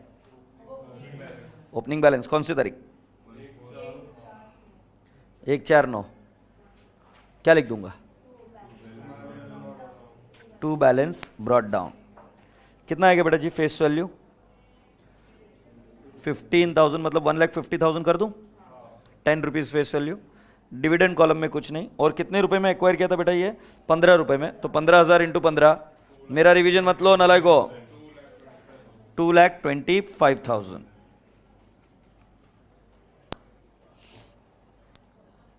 फिर बेटा और क्या है, कौन सी तारीख है? 16 एंट्री चाहिए मैं, उसके पहले तो जाऊंगा नहीं। Investment to cash oblique bank, तो इधर क्या लिखना ये भी तो इंपॉर्टेंट है ना, एग्जामिनर ये भी चेक करेगा। तो कौन सी तारीख है बेटा जी? 1 जून है क्या? ओके, 1/6/2009। और इधर टू कैश ऑब्लिक बैंक की लिखना पड़ेगा, नहीं तो गड़बड़ हो जाएगी। कितने बाई किए बेटा? 5,000 शेयर्स। और कितने रुपए में बाई किए बेटा ये? 1 लाख। तो डायरेक्टली 1 लाख लिख दिया। जानबूझकर आपको पर यूनिट रेट नहीं दी गई है, क्योंकि तुम गौर करो, ये उसकी इच्छा है, होशियार है वो, समझा? उसके बाद में नेक्स्ट डेट कौन सी है? 1/7/9 को क्या हुआ बेटा? 2 बोनस। बेटा बोनस कितने मिले? ये इधर मैंने गड़बड़ कर दिया, 5,000 नहीं लिख सकते, इधर 50,000 लिखना पड़ेगा ना। और बोनस कितने मिले बेटा? 4,000, मतलब 40,000 बोनस का अमाउंट लिख दूं क्या? अमाउंट कॉलम में क्या आएगा? हमेशा नील, क्योंकि बोनस को कोई कैश नहीं देनी पड़ती। अच्छा आगे बताओ। राइट, कौन सी तारीख को? 1/9 को किया क्या? 1 सितंबर 2009। बेटा कितने राइट खरीदे तुमने? कितने right? Took half of the right issue. कितने रुपए में? 12। 20% प्रीमियम ना, आधे ही खरीदे। तो आधे वापिस एक बार निकाल कर देख लेते। 15,000 प्लस 5,000 20 प्लस 4 24, 24,000 डिवाइड बाई 6, 4,000। 4,000 का आधा खरीदा, 2,000। तो क्या मैं बोल सकता हूं टू कैश ऑब्लिक बैंक? अब तुम बोलोगे कैश ऑब्लिक बैंक क्योंकि हमने कंपनी को पैसा दिया ना। और ये कैसे निकाला देखो, 24,000 डिवाइड बाय 6 इंटू 50% इंटू 10 कितना आ जाएगा? 20,000। और तुमने इसका ये कितने में बाय किया? 2,000 इंटू 12, 24,000। 2,000 इंटू 12 क्यों समझ में आ रहा है क्या? 20% प्रीमियम पर। ओके, राइट शेयर सेल कर दिए, राइट शेयर सेल कर दिए। तुम्हारे दिमाग में एक वो मैंने कीड़ा डाल दिया है। क्या कीड़ा डाला? कि सर वो इन्वेस्टमेंट में जाएगा क्या? मैंने बोल दिया खजूर कान खोल के सुन ले, जब एक्वायर किया हो कम राइट बेसिस, और राइट शेयर कब डिक्लेयर हुए थे, कब इश्यू हुए थे, डेट क्लियरली नहीं दिए, 1 सितंबर को किए होंगे। 1 सितंबर को एक्वायर करने के बाद उसको एक्स राइट होने के पहले बेच दिया, ऐसा कॉन्सेप्ट होना चाहिए। मतलब 3 चीजें एक साथ होनी चाहिए, एक्वायर कम राइट, फिर एक्वायर्ड कम राइट, सोल्ड राइट, और उसके बाद में प्राइस ड्रॉप्स। ऐसी 3 चीजें एक साथ होनी चाहिए। मतलब पहले कम राइट एक्वायर करो, फिर राइट को सेल करो, और फिर प्राइस ड्रॉप्स, तब जाके। तो बेटा 90 से 95% केस में ऐसा होना इंपॉसिबल है, अनलेस एंड अनटिल एग्जामिनर ऐसी प्रॉब्लम फ्रेम करे। तो इस केस में हमें राइट मिले, राइट को बेचने के पैसे मिले। तो क्या बेटा मैं बाय कैश ऑब्लिक बैंक, एक राइट हमने कितने में बेचा? 8 पर शेयर में बेचा क्या? सो बेटा जी कैन आई नॉट से 2,000 इंटू 8 कितना आएगा? 16। बेटा इधर dividend oblique P and L account लिख दूं क्या? क्योंकि डिविडेंड भी पी एंड एल अकाउंट में ही जाता है या नहीं? तो बेटा जी कितना जाएगा? 16,000। अच्छा अगर आप इधर नहीं भी लिखो, नोट लिख दो कि 16,000 will be transfer to P and L account, you are still right. I repeat, 16,000 तुम यहां पर लिखो नहीं और उसको कहां पे ट्रांसफर कर दो, ऐसे नोट लिख दो कि it will be transfer to P and L account, still you are right. तो डिविडेंड ऑब्लिक यहां पर क्या कर दो? P and L account. मतलब हम ये बताने की कोशिश कर रहे हैं कि जितनी भी इनकम है वो पी एंड एल में जाएगी। से यस, आगे बढ़े। अच्छा अगला आइटम कौन सा है? डिविडेंड। अच्छा मैंने बताया था कि पहले पर डिविडेंड मिलेगा क्या? दूसरे पर मिलेगा क्या? तीसरे पर मिलेगा क्या? क्योंकि कंपनी ने अभी इश्यू किया है। चौथे पर मिलेगा क्या? नहीं। सो बेटा जी कैन आई नॉट से, डेट क्या है बेटा डिविडेंड के? 31 2009 bye cash oblique bank account. क्या रेट से डिविडेंड दिया बेटा? 20% डिविडेंड दिया, पॉइंट नंबर 3। लो कैलकुलेटर पर 1,50,000, 1,50,000 इंटू 20%, कितना आएगा? और दूसरा लीजिए 50,000 इंटू 20%, 10,000। क्या ये समझ में आ रहा है क्या? और खड़खड़ खड़खड़ खड़खड़ हुआ क्या? कितने से? 1 lakh minus 10,000 is the cost of that investment. Yes or no? सो वैक निकालते हुए उसका ध्यान रखना पड़ेगा। हैप्पी?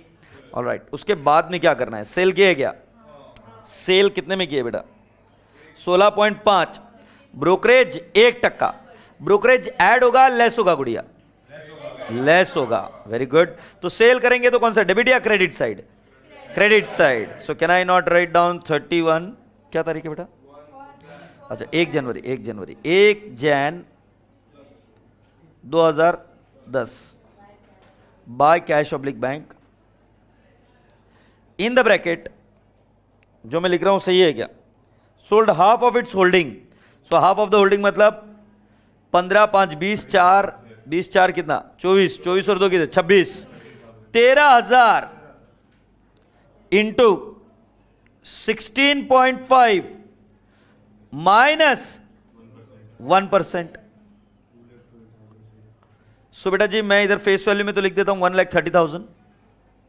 बोलो हाँ। डिविडेंड कॉलम में तो कुछ नहीं आएगा। अभी कैलकुलेटर पर लीजिए 13,000 इंटू 16.5 इंटू 99%। 99% भी लिखो तो चलेगा ना, या -1% कर दो तो कितना आएगा? 2,12,355। 2,12,355 से यस। अभी तुम्हें पता है तुम्हें क्या निकालना है? वैक। अभी तुम्हें पता है तुम्हें क्या निकालना है? वैक। तो पता है वैक कैसे निकालते हैं? बॉक्सेस निकालते हैं, फिर जब जब सेल हुआ वो। मैं इसको ओरली निकालने के लिए आपको हेल्प करना चाहूंगा। ये देखो पहला वाला एक्वायर, दूसरा एक्वायर, तीसरा एक्वायर, चौथा एक्वायर, और सेल तो इधर ही हुआ ना। मैंने बोला वैक कब कब निकालते हैं? जब जब सेल हुआ। अरे यार इधर तो डायरेक्टली एक ही बार सेल हुआ है ना, तो उस दिन का वैक निकालेंगे तो काम खत्म हो जाएगा। Say yes. So can I not say weighted average cost of shares, weighted average cost of shares. अगर तुम थोड़ा सा मौका दो तो मैं तुमको माहौल तरीके से समझाना चाहता हूं। थोड़ा सा मौका दो तो दे सकते हो? थोड़ा सा मौका। मैं पहले लूंगा 2,25,000 प्लस 1 लाख, बट इधर ही अंदर -10,000। I hope you are understanding it. Plus bonus का 0 है नहीं, और प्लस राइट शेयर्स के कितने एक्वायर किए पांडे जी? 24,000। क्या ये आप तक बात पहुंची क्या? पहले जो शुरुआत में शेयर्स थे वो कितने थे? 15,000। जो और एक्वायर किए थे वो कितने थे? 5,000। बोनस को डिवाइड करेंगे, बोनस की क्वांटिटी कितनी थी? 4,000। और जो एक्वायर किए थे वो कितने थे? 2,000। मेरी बात पहुंच रही है क्या? नहीं बेटा ये देख 225 की क्वांटिटी कितनी थी? 15,000। 1 लाख माइनस 10,000 की क्वांटिटी कितनी थी? 5,000। 0 जिसकी कॉस्ट थी उसकी क्वांटिटी कितनी थी? 4,000। और 24,000 जिसकी कॉस्ट थी उसकी क्वांटिटी 2,000 इनटू आधे तो बेच दिए, तो बचे हुए कितने? 13,000। जब आप डिवाइड कर रहे हो तो आपको क्या मिल रहा है? Per unit cost. जब आप डिवाइड कर रहे हो तो आपको क्या मिल रहा है? Per unit cost. क्वांटिटी कितनी बची? आधी बेच दी तो आधी बच गई 13,000। से यस और नो?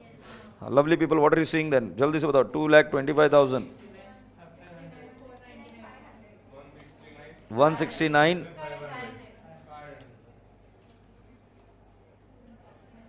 कितना रहा बेटा? 169,500 इज एब्सोल्युटली राइट आंसर। ये वैक निकाला। चलो जल्दी से लिख लो, और वैक लिखने के बाद में उसका प्रॉफिट और लॉस निकाल कर बताइए।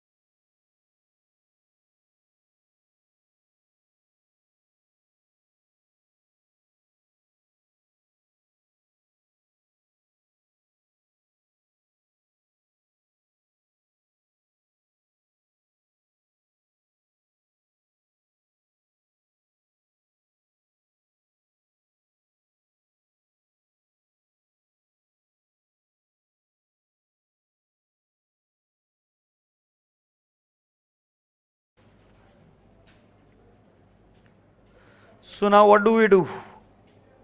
31st क्या है? मार्च है, दिसंबर, मार्च 2010 by balance carried down. Can I not से 169,500 बेटा? हाँ नहीं, 169,500. अब मुझे बताओ प्रॉफिट एंड लॉस अकाउंट में कितना जाएगा? जो डिविडेंड का अमाउंट है वो तो P&L अकाउंट में जाएगा ही. टू P&L अकाउंट कितना जाएगा? ये 46. अब इधर अपने और मॉड्यूल के आंसर में एक फर्क हो सकता है. मॉड्यूल ने 16,000 की नोट लिखी होगी और 30,000 P&L में डाला होगा, बट 16,000 की नोट में भी यही बोला है कि हम P&L अकाउंट में डालेंगे. तो चॉइस इज योर्स. एग्रीड? तुम एक साथ लिखकर डाल लो या फिर इसका डिस्क्लोजर सेपरेटली दे दो नीचे कि 16,000 P&L अकाउंट में जाएगा. आंसर सेम ही है, बट कैसे डिस्क्लोजर देते हो उतना. और दूसरा वाला बताओ इसका कितना आ रहा है बैलेंसिंग फिगर? प्रॉफिट है कि लॉस है? हाँ, और कितना प्रॉफिट बता रहे? 42,855. ओ चेक कर रहा था आ रहा है कि नहीं? 42,855. इज दैट व्हाट इज है? Yes, that's lovely. Okay, Dogri समझ गई? अब लास्ट क्वेश्चन और उसी के साथ इन्वेस्टमेंट अकाउंट को खत्म करेंगे. ठीक है, अलविदा कहानी. क्वेश्चन नंबर 4 के पास आ जाइए. 4 के पास कर लेना. ओ ठाकुर साहब, तुम बोलते हो फिर मैस बंद हो जाती है मेरी, इसलिए कोई बात नहीं, ठीक है. The following transaction of Nidhi took place during the year ended 31st March 14. ठीक है, मुझे इसमें क्या करना है थोड़ा सोच के बताना. गुड़िया पहले क्वेश्चन के पास ध्यान दे. गुड़िया क्वेश्चन के पास ध्यान दे. क्लर्क नहीं बनने का अपने को, ऑर्डर करने का काम, और ऑर्डर करने वाले की बुद्धि चलनी चाहिए, हाथ नहीं. Place the following transaction of Nidhi took place during the year ended 31st March 14. 1st April को purchase 12 lakh 8% bond at 80.50 come interest. Interest is payable on 1st November and 1st May. Please underline the word bonds. 12 April purchased 1 lakh equity shares of 10 each in X Limited for 40 lakhs. 1 May received half year interest on 8% bond. 15 May X Limited made bonus issue of 3 equity share for every 2 held. Nidhi sold 1,25,000 bonus shares for 20 each. Sold 3 lakh 8% bond at 81x interest. Received half year bond interest. Received 18% dividend in equity shares in X Limited. Prepare relevant investment account in the books of Nidhi Limited. पहले logically क्या लगता है, क्या होगा? जो मुझे crux चाहिए तुमसे बताओ. 2 अकाउंट बनेंगे, सबसे इंपॉर्टेंट. अकाउंट एक नहीं बनेगा. मैंने बताया ना, जितने टाइप के उतने टाइप के अकाउंट बनेंगे. ठीक है, तो पहली बात ये. अब क्या करना, 2 टाइप के अकाउंट बनेंगे. तो पहला वाला कौन सा? बॉन्ड. और दूसरा वाला कौन सा? शेयर्स. दोनों के सीक्वेंस अलग अलग बना दो. हम दोनों अकाउंट में घूमेंगे नहीं इधर उधर. एक अकाउंट बनाना शुरू करेंगे, उसको पूरा कंप्लीट करेंगे, क्योंकि दोनों में कोई ताल्लुकात नहीं है. एग्रीड? सो 2 अकाउंट बनाएंगे और दोनों के सीक्वेंस पहले ड्राफ्ट करेंगे. राइट? तो चलो, पहले कौन सी 2 चीजें? हेडिंग लिखते हैं सीक्वेंस. पहला मेरे हिसाब से बॉन्ड्स है और दूसरा क्या है? शेयर्स है. सो बॉन्ड्स अकाउंट जब मैं बनाऊंगा तो सीक्वेंस क्या आएगा? 1 अप्रैल. 1 अप्रैल आगे का ईयर दिया है क्या? 14. क्या लिखूं? परचेस. फिर 12 अप्रैल को क्या लिखूं? परचेस. यस. फिर बेटा जी 1 मई को 1/5 क्या करेंगे? इंटरेस्ट. सही है. फिर रसगुल्ले 15 मई को बोनस.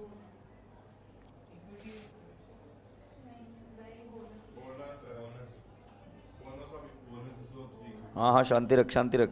वो थोड़ा सा सहम गया है. अरे कोई बात नहीं, थोड़ा सा कोऑपरेट नहीं कर सकते ना? हाँ ठीक है, वो आ जाएगा वापस.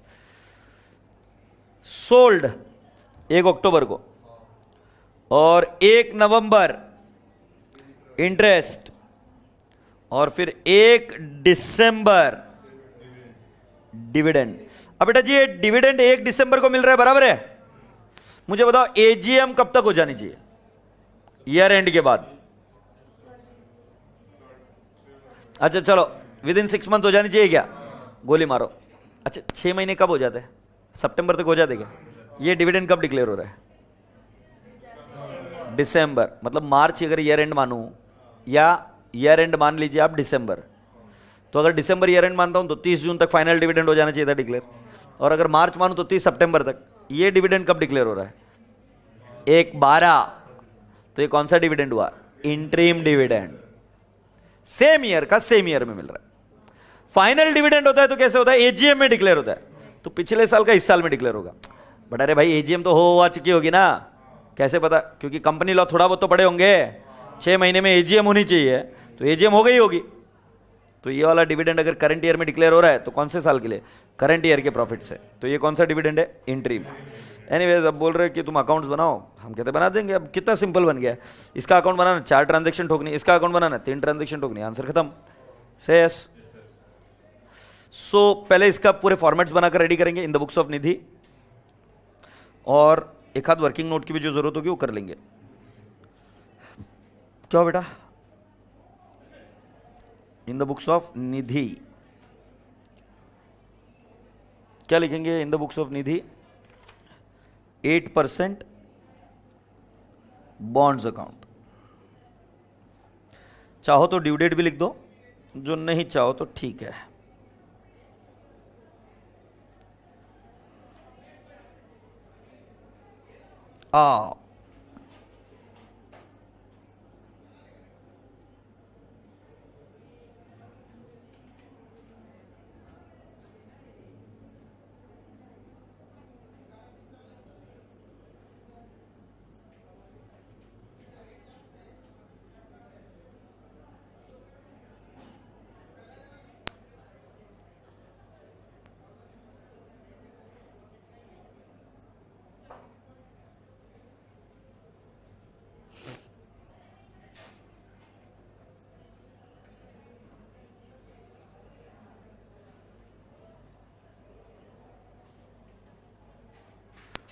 उसके बाद में कौन सा बेटा जी?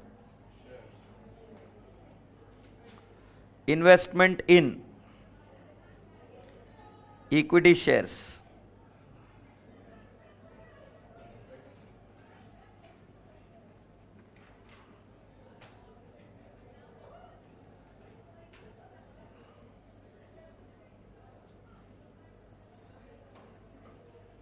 Date, particulars, face value, interest नहीं बेटा, डिविडेंड ना, या P&L लिख दूं क्या? और अमाउंट। Date, particulars. जब भी ऐसे 2 अकाउंट बनाने के लिए बोले और दोनों रिलेवेंट नहीं है, रिलेटेड नहीं है, तो मैं आपको हमेशा कहूंगा कि सिंगल सिंगल बनाओ, क्योंकि दोनों में एंट्री करते करते कई बार कंफ्यूजन हो सकता है।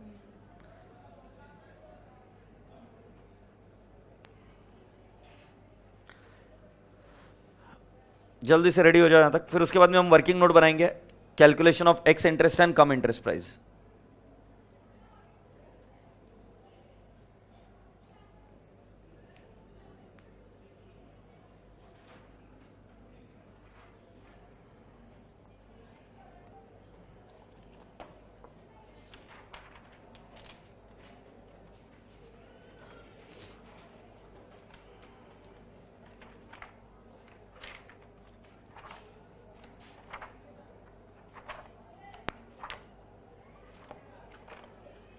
चले अभी वर्किंग नोट करेंगे। Competition of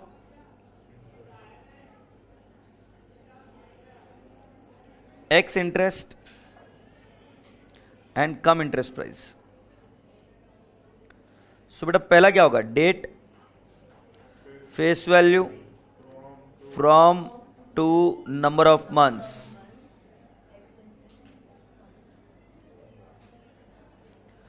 ex interest, interest and sum interest.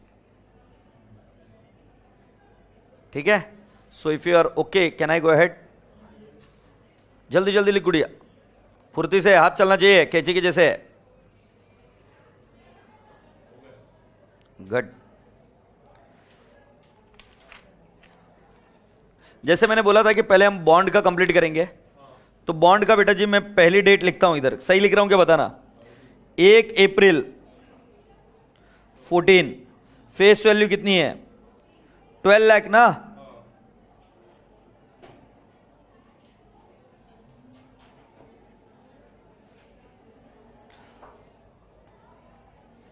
Face value 12 lakh है बेटा। फ्रॉम टू, बेटा last due date to date of transaction अपना ऐसा कॉन्सेप्ट है। सो 1/4 के पहले की ड्यू डेट मेरे हिसाब से 1 नवंबर रही होगी। 1 अप्रैल को हम एंट्री कर रहे हैं, इसके पहले की ड्यू डेट क्या रही होगी?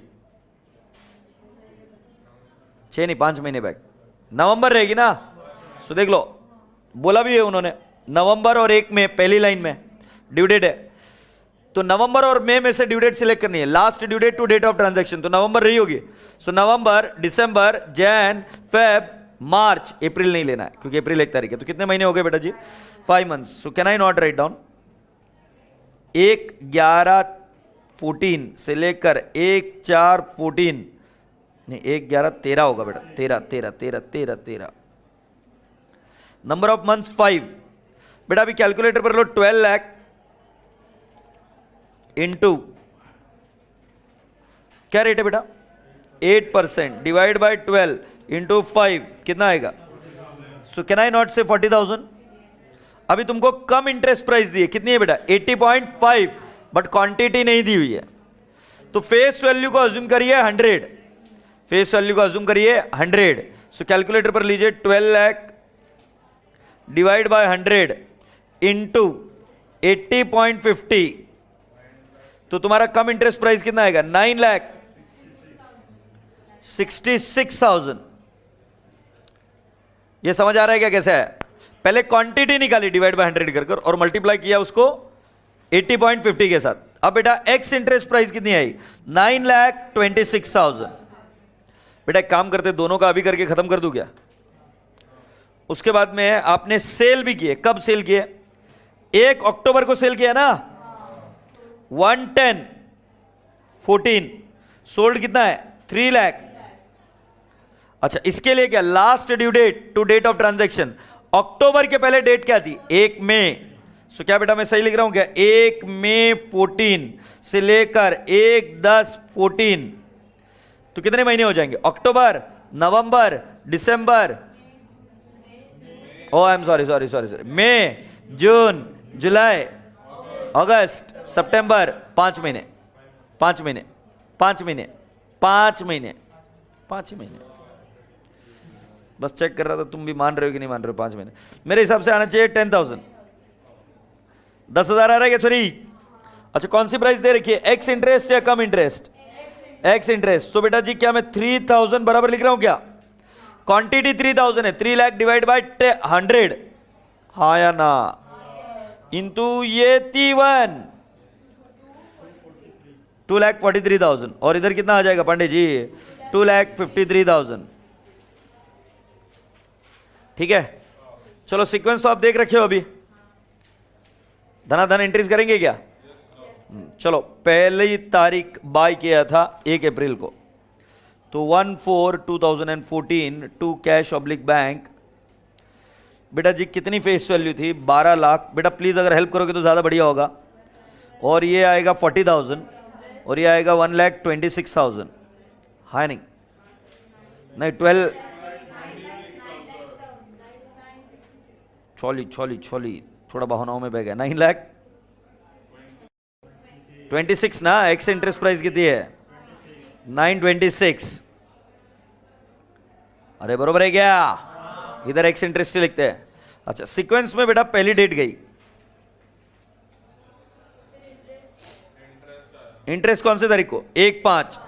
तो बेटा 1/5/14 आप लिखेंगे bye cash oblique bank account. Interest निकालना है मुझे, तो मैं करूंगा 12 लाख इंटू 8% इंटू 6/12। क्या सहमत हो आप मेरी बात से? सो 12 lakh into 8% divide by 12 into 6, you mean 48,000? Yes sir, 48,000।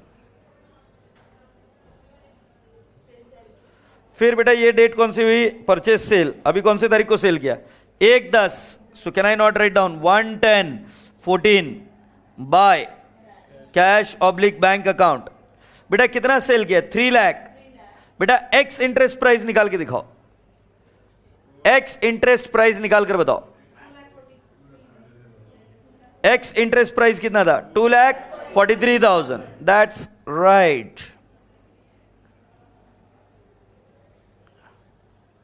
उसके बाद में डेट कौन सी है? इंटरेस्ट कौन सी तारीख है? 1/11, 1/11/14 bye cash oblique bank account. बेटा ये निकालना कैसे सिखाया मैंने? वर्किंग बताओ। 3 लाख कितना होगा? 12 minus 9 lakh into 8% into 6/12. So can I not say 36,000?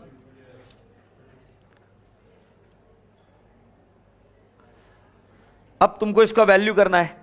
Valuation का तरीका दिया है क्या? नहीं, अपने ऊपर छोड़ा है। तो फीफो लो या वैक ले, कोई फर्क नहीं बेटा, बाय एक ही बार हुआ है ना, तो फीफो ले या वैक ले एक ही चीज आएगी।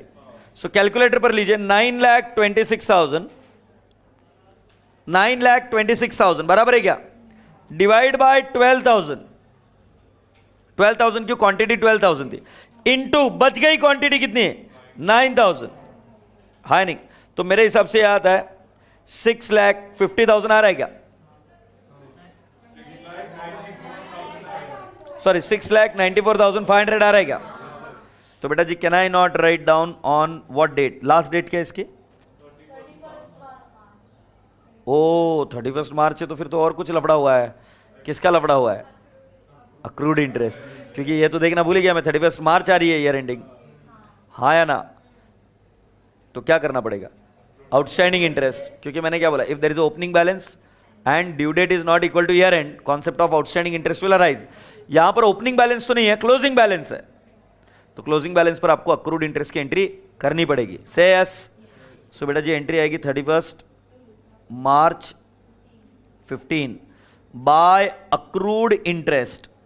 बेटा एक बार पूरी क्लास ध्यान से देखो, पूरी क्लास ध्यान से देखो। तुम्हें लेटेस्ट इंटरेस्ट कब मिला था? 1 नवंबर को। तो मतलब नवंबर, दिसंबर, जैन, फेब, मार्च, 5 महीने का इंटरेस्ट आउटस्टैंडिंग है क्या? नहीं है? हाँ या ना? सो बेटा जी can I not write down 9 lakh into 8% into 6/12? Or 5/12, 5 by कितना बोल रहे रे पूरे? 30,000। से यस। सही है ना सरदार? और फिर बेटा जी इधर ही 31 मार्च 15 by balance carried down 9 lakh आएगा क्या बेटा इधर? और इधर कितना आ जाएगा? 6,94,500। और इधर आएगा 31 मार्च 15 के दिन to P&L account. P&L account में कौन सा वाला बैलेंस जाएगा बेटा? इंटरेस्ट। सो 48,000 माइनस 40,000 माइनस 36,000 ओ क्या हो बेटा? लिया ना बेटा सेल करते हो? हाँ इंटरेस्ट लिखना भूल गया मैं। अरे ऐसे कैसे भूल गया? क्या है यार, अभी आंसर गलत हो जाता ना। थैंक यू बेटा।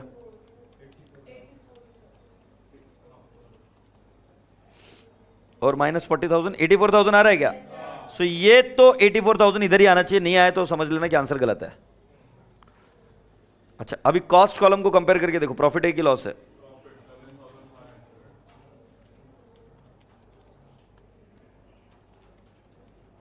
कितना आ रहा है बेटा? 11,500 प्रॉफिट है क्या?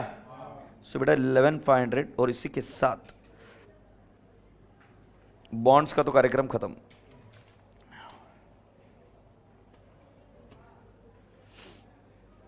आई hope it makes lot of sense to you.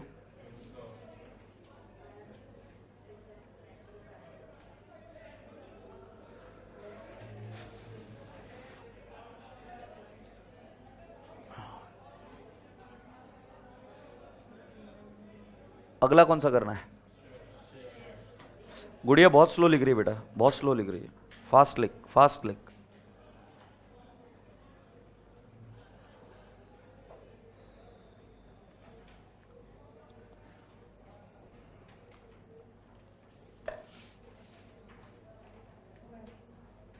हाँ अभी अगला कौन सा? Investment in equity shares. Are you there?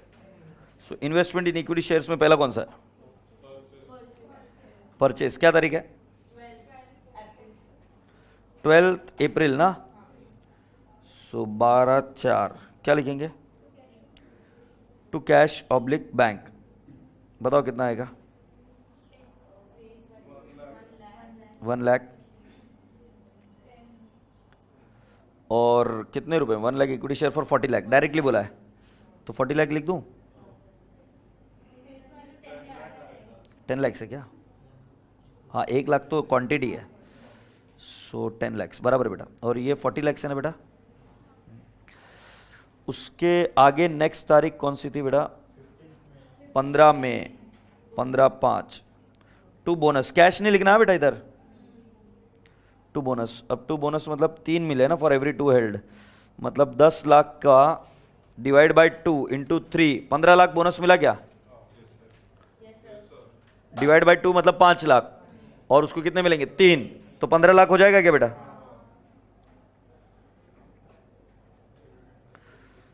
ठीक है। और फिर क्या हुआ है? आपको डिविडेंड मिला है बेटा। डिविडेंड कब मिला है? 1 दिसंबर। सेल कब हुआ है भाई? ओ सेल भी कर दिया है क्या? And sold 1,25,000 bonus shares for 20 each. अब गड़बड़ क्या हो जाती है? बच्चा क्या बोलेगा कि जो बेचा है उसको मतलब क्या खरीदी में लिखेंगे ही नहीं। अगर मान लो भाई गई मत कर, खरीदी में लिखेंगे ही नहीं, मतलब डेबिट में लिखेंगे ही नहीं, तो फिर सेल कैसे करोगे? जो चीज बाय हुई वही सेल दिखाना है, तो वो कुछ डेढ़ होशियारीगिरी नहीं करने की। जितना बोनस मिलना चाहिए पूरा दिखाओ। नहीं तो कुछ बच्चे कैसे करते हैं, राइट शेयर्स में नहीं क्या दिमाग लगाते, जितने अपन ने बाय किए उतने ही लिखो, जो रिनाउंस कर दिया वो लिखो ही मत डेबिट में। याद आ रहा है क्या? बच्चा बोनस में भी लगाता है, सेम डेट कोई बेचा है ना तो पहले आया ऐसे दिखाओ ही मत, डायरेक्टली बेच दो। अबे बेचेगा कैसा?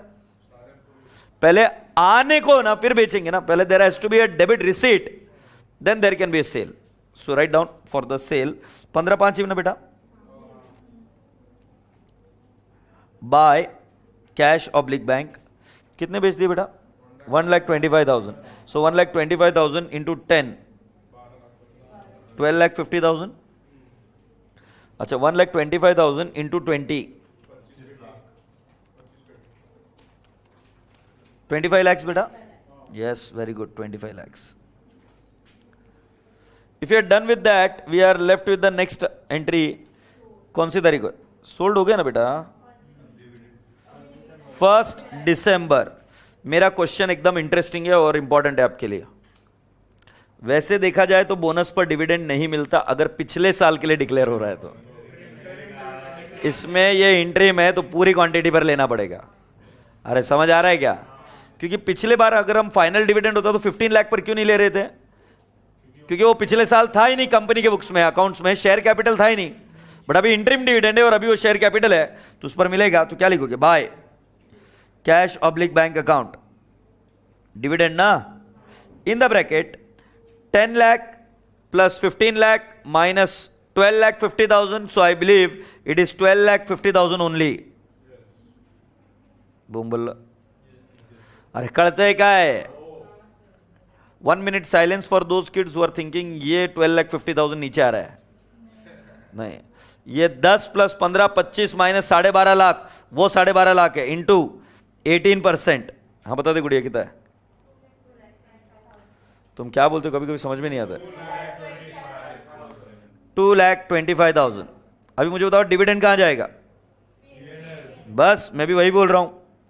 सो बेटा जी ये आएगा, तारीख क्या है? 31 मार्च। टू P&L अकाउंट बराबर है क्या? 2,25,000। अब आपको क्या निकालना है? Closing value of the investment. Closing value of the investment एक बार शॉर्टकट से बताऊं क्या? किसी को इंटरेस्ट नहीं है? अच्छा ठीक है। तो कॉस्ट 40 लाख है क्या? 40 लाख डिवाइड बाय 25 लाख है क्या? 25 लाख कैसे देखो? 40 लाख कॉस्ट, 40 + 0। एक काम करते ना, निकालते ना वैक ऑफ शेयर्स। वैक ऑफ शेयर। अच्छा शेयर्स के केस में कुछ नहीं बोला जाए तो वैक ही निकालना है, फीफो नहीं यूज करना। सो कितना? 40 लाख है क्या? प्लस छोरी 0 है क्या? डिवाइड बाय छोरी 40 लाख की क्वांटिटी मेरे हिसाब से थी 1 लाख प्लस 1,50,000 बरोबर है क्या? Multiply by 1,25,000। समझे क्या? जो बचा उससे मल्टीप्लाई किया, डिवाइड कर कर 1 यूनिट का वैक निकलेगा। कितना वैक आया?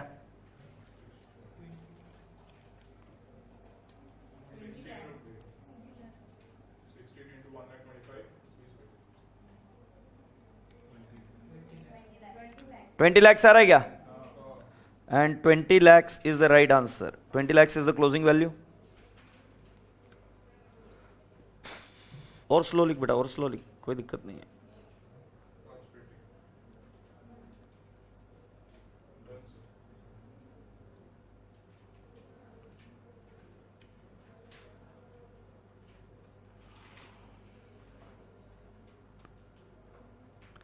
तू कॉपी कर रही है इसलिए तो बंद किया ना लाइक में। अच्छा, पर तो उसके बाद में की नहीं, ठीक है कोई बात नहीं।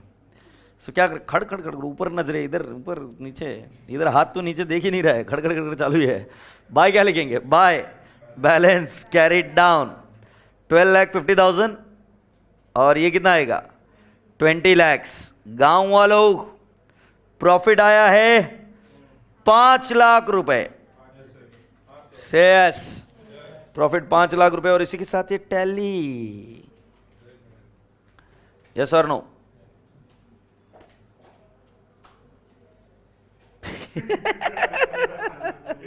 हाँ हाँ हाँ वो लगा है मुझे, बट ठीक है, आगे गेट फिगर कैसे आना था। ठीक है, absolutely correct. So then that becomes how much? 5 lakhs of profit.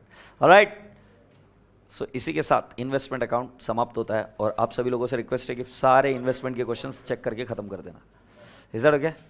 सो एकदम प्यार से बाय बोलो। Bye and God bless you all, take care.